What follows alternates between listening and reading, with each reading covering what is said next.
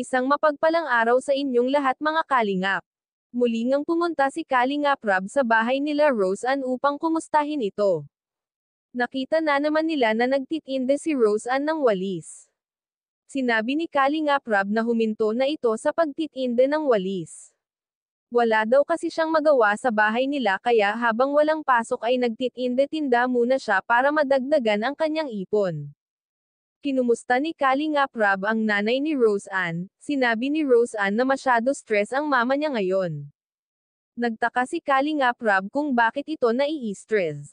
Dahil daw sa lalaki na nagmamatsyag sa kanila, dahil noong nakaraan araw daw ay may lalaki daw na nagtatanong kung saan ang bahay ni Rose Ann.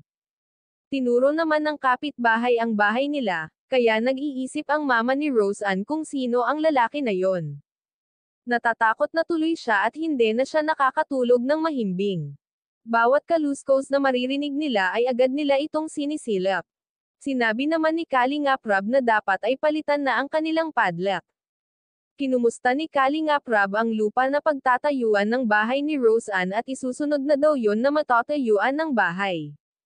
Sinabi ng nanay ni Rose Ann na medyo may problema at ang may-ari nga ay ayaw nang kumuha ng abogado para sa pirmahan, kaya patuloy na inaayos pa ng nanay ni Rose Ann ang titulo. Sana po maayos nyo na yan para mapatayuan na kayo ng magandang bahay. Bago tayo magtapos huwag natin kalimutan suportahan ang ama ng Kalingap na si Val Santos Matubang at Kalingap Rob. Hanggang dito na lang ang update ko mga ka-viewers. Maraming salamat at God bless sa inyong lahat.